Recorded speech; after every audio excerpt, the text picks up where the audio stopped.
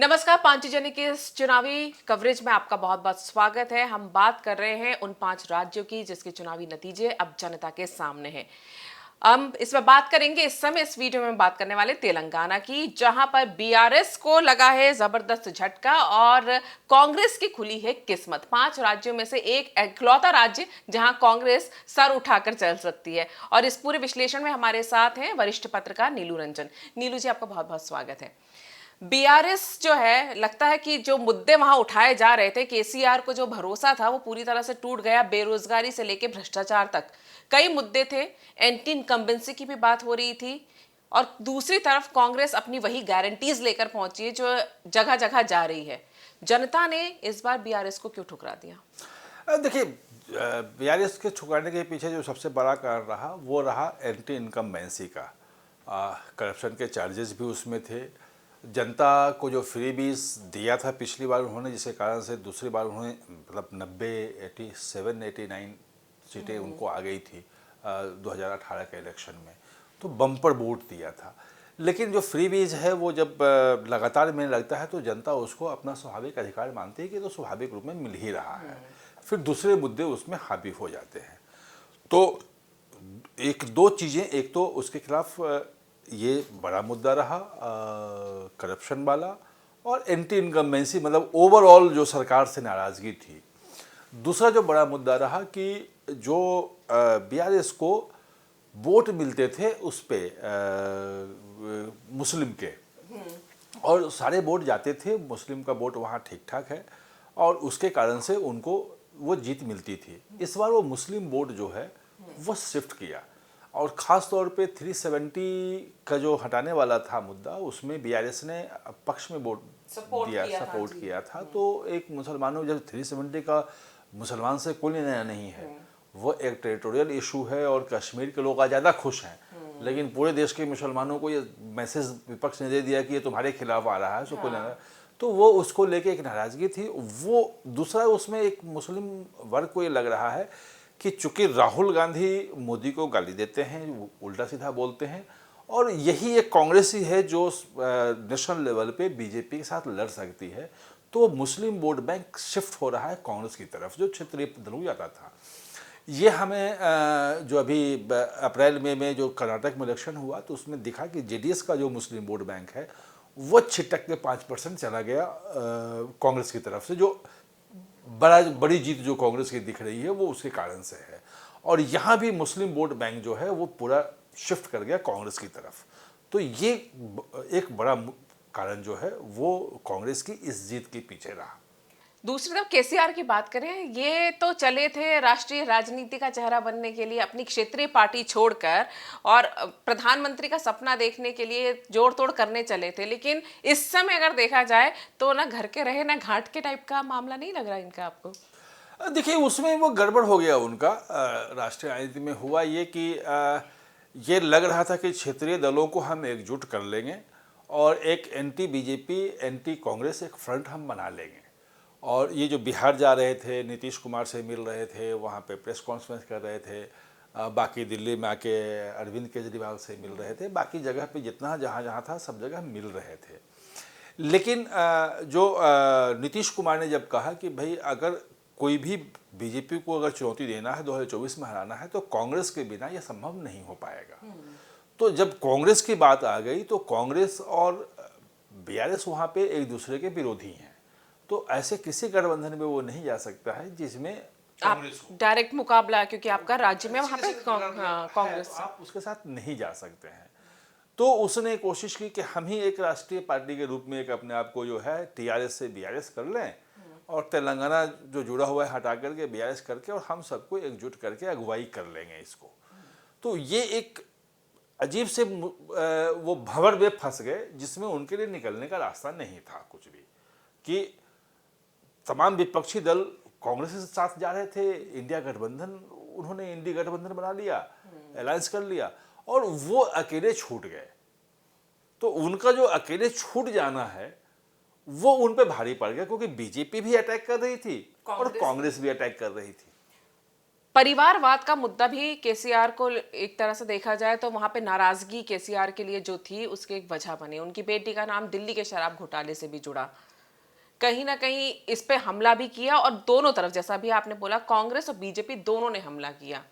क्या लगता है, एक परिवारवाद की राजनीति, और दूसरा वो मिलते भी नहीं थे लोगों से, ये भी उनसे शिकायतें थी। नहीं, लेकिन उसमें मतलब बीजेपी को उसका नुकसान हो गया और कांग्रेस को फायदा हो गया, क्योंकि दिल्ली जब शराब घोटाले में नाम आया था जिस वक्त, और जब उनको पूछताछ के लिए मार्च अप्रैल में बुलाया जा रहा था और समन भेजे जा रहे थे और लगा था कि वो गिरफ्तार हो जाएंगी और वो सब, तो बीजेपी का ग्राफ बहुत तेज़ी से बढ़ा था। एंटी इनकम्बेंसी बोर्ड जो था वो बीजेपी की तरफ एकजुट हो रहा था, और तमाम लोग जो हैं, वो जो कांग्रेस के नेता हैं, वो बड़े नेता जो छोड़ के बीजेपी ज्वाइन करे थे, आपको ध्यान होगा, आपको सब कुछ लग रहा था कि होगा ये। लेकिन दो घटनाएं हो गई। एक तो कर्नाटक में कांग्रेस जीत गई। कर्नाटक में जीत का असर बगल में तेलंगाना है, और 48 सीट जो विधानसभा की वो सटी हुई आती है वहाँ से, कर्नाटक से, जिस पर सीधा प्रभाव पड़ता है। तो वहाँ एक मैसेज गया कि अब यहाँ भी जीत सकते हैं, तो मनोबल कांग्रेस का बढ़ गया। रेवंत रेड्डी जो अध्यक्ष है कांग्रेस के, उनका मनोबल काफ़ी आगे आ गया। तो उसके कारण से एक तो जाना बंद हो गया। दूसरी बात ये हुई कि जिस भी कारण से हो, सबूत जैसे भी हो, वो मैनेज करने में वो सफल रही कि भाई हम ईडी हमें अरेस्ट ना करे। पहले सुप्रीम कोर्ट से आके, फिर जब हुआ तो सुप्रीम कोर्ट ने 26 नवंबर तक की रोक लगा दी थी कि आप अरेस्ट नहीं कर सकते हो उनको। तो वो अरेस्ट करने पे वो रोक लगवाने में सफल रही। कांग्रेस की तरफ से मैसेज गया कि बीजेपी जो है वो बचा रही है के कविता को। ये जो मैसेज गया, तो इससे हुआ कि बीजेपी और बीआरएस मिले हुए हैं। ये जो बीजेपी और बीआरएस मिले हुए हैं, ये मैसेज जो है वो बीजेपी को बड़ा डेंट किया, और कांग्रेस को इसका फायदा मिला। दूसरी बात यह है कि बीजेपी वहाँ नहीं, और उसी कारण से आप देखेंगे कि जो लोग, इनका जो मैनिफेस्टो कमेटी का जो कांग्रेस से आया था, क्या नाम था उसका, इलिया राजा, हाँ, तो वो उसको बनाया था, वो सब वापस कांग्रेस में चले गए बीजेपी से। तो वो एक गया, हाँ। जो वो हुआ कि जो आने वाले तो रुक ही गए, वो वापस भी चले गए, तो एक उसका वो फायदा मिला। दूसरा यह है कि बीजेपी वहाँ चूंकि नया होने की वजह से उनका संगठन नहीं है। शहरी इलाकों में तो फैली है वो, और लेकिन ग्रामीण इलाकों में नहीं है, जहाँ 80% सीटें हैं। भाषा की भी समस्या है वहाँ पे, वो संगठन इनका नहीं है बूथ लेवल पे उस ढंग से, कोशिश कर रहे हैं। तो एंटी इनकम्बेंसी का जो वोट था वो बीजेपी की तरफ आने के बजाय वो जो 80% सीटें हैं वो कांग्रेस की तरफ चलेगी, क्योंकि उनका संगठन वहाँ पे है। वो एंटी इनकम्बेंसी वाले वोट को अपने तरफ लाने के लिए मैकेनिज्म बीजेपी के पास नहीं थी। बिल्कुल। तो ये कांग्रेस की जीत के पीछे कारण है। और ओवैसी की पार्टी का जो सहारा एक मिलने वाला था, तो सीटें इतनी कम आई हैं। मुस्लिम वोट की अगर हम बात करें तो ओवैसी की पार्टी का सहारा बीआरएस को अब तो दिखाई नहीं दे रहा है कुछ भी। अब तो इतने कम है कि अब ओवैसी, लेकिन एक ओवैसी को भी बड़ा झटका ये है इससे, क्योंकि जो ओवैसी को इसलिए बीआरएस रखते थे और दोनों में चलता था, क्योंकि वो ओवैसी के कारण से जो मुस्लिम बाकी जो वोट है, क्योंकि वो तो 7 सीटें जीतते हैं हैदराबाद की, वो 1 लोकसभा और 7 विधानसभा सीटों पे ही उनका प्रभाव मेनली है, जहाँ से वो जीत सकते हैं, उनकी पार्टी जीत सकती है। बाकी आंध्रा में उनकी वजह से वोट आता था बीआरएस को, लेकिन उन्होंने इनको छोड़ के कांग्रेस को दे दिया। अब जब कांग्रेस की तरफ वोट शिफ्ट हो रहा है वो, और ओवैसी कांग्रेस के खिलाफ हर जगह पे खड़ा कर रहे हैं उम्मीदवार, वो बिहार में जाके कांग्रेस को खड़ा कर देते हैं, वो यूपी में, वो हर जगह कहते हैं, वो कांग्रेस कहती है कि तो बीजेपी बी पार्टी है बीजेपी की, और ये हमें बी टीम, और वो सब जो वो आरोप लगते रहते हैं वो। तो अब जो पॉलिटिक्स है, जो चूंकि 2 ध्रुव में सीधे मुसलमान जो है वो अब कांग्रेस की तरफ जा रहा है, तो ये एक बड़ा खतरा न सिर्फ ओवैसी के लिए है, ये जो जितनी क्षेत्रीय पार्टियां हैं जो मुस्लिम वोट बैंक की पॉलिटिक्स करती रही हैं, चाहे वो अखिलेश यादव हों, चाहे वो वहाँ लालू यादव हों, चाहे वो जो भी पार्टियां हैं, वो सबके लिए बड़ा खतरा है। क्योंकि अगर वो शिफ्ट उधर कांग्रेस की तरफ किया, तो जैसे जेडीएस खत्म हो गई और उसको मजबूरी में बीजेपी की तरफ आना पड़ा, ये तमाम पार्टियों की स्थिति वही होगी। ये बिल्कुल इशारा है उनके लिए। और लेकिन आखिर में मैं बात करूंगी बीजेपी की। हालांकि देखने में ऐसा लग रहा है कि बीजेपी तेलंगाना में हार गई, लेकिन आप वोट परसेंटेज के हिसाब से देखें, पिछले चुनाव में 7% वोट मिले थे बीजेपी को, जो इस बार बढ़कर 14% हो गए हैं। वो जगह जहां उतना संगठन मजबूत नहीं है तेलंगाना में बीजेपी का। इसको आप कैसे देखते हैं, बीजेपी की ये बढ़त? क्या टी राजा फैक्टर भी रहा है उसमें? नहीं, टी राजा तो अपना देखिए इंडिविजुअल उनका काफ़ी रहा है, और पिछली बार जो 2018 के इलेक्शन में सिर्फ टी राजा अकेले जीते थे बीजेपी के टिकट पे। और ये मानता है कि वो बीजेपी की जीत नहीं थी, वो टी राजा की अपनी व्यक्तिगत जीत थी, वो उनका अपना दबदबा है।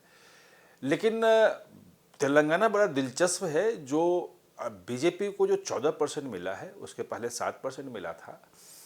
बीजेपी पिछली बार अकेले लड़ी थी चुनाव। तेलंगाना 2014 में बना, और 2014 के पहले आंध्र प्रदेश का हिस्सा था, और आंध्र प्रदेश में टीडीपी के साथ बीजेपी थी। तो वहाँ पूरा टीडीपी के छोटे भाई की तरह वो चुनाव लड़ती थी, और वो जो कहते थे वही कहते। कई तो इनका सिंबल होता था और लोग उनके होते जो लड़ते थे, तो इनका संगठन भी उस ढंग से नहीं था, बाकी सब उन पर निर्भर थे। 2014 में साथ मिलकर लड़े थे टीडीपी और बीजेपी, तो टीडीपी को भी ठीक ठाक आई थी, इनको भी 10 से 11% का वोट आ गया था, क्योंकि साथ में थे।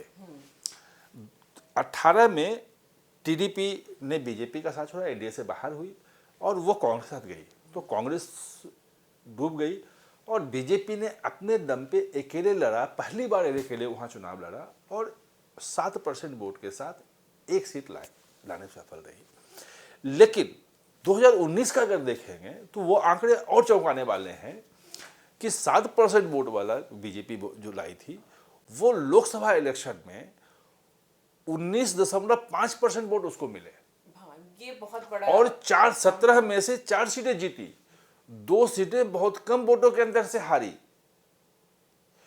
जो कांग्रेस को वोट आया था वो आया था 29%, और जो बाकी जो सीटें जीती, 1 या 2 सीटें कांग्रेस जीती थी, बाकी जो बीआरएस जीती, वो जो है वो पीछे, मतलब इस बार जो है वो कहीं ना कहीं आगे दिख रही थी। लेकिन अब जो आगे जो संकेत इसके मिल रहे हैं वो ये कि अगर बीआरएस वहां नीचे जाती है तो लोकसभा में जो है वो सीधा का सीधा मुकाबला कांग्रेस और बीजेपी के बीच में होगा।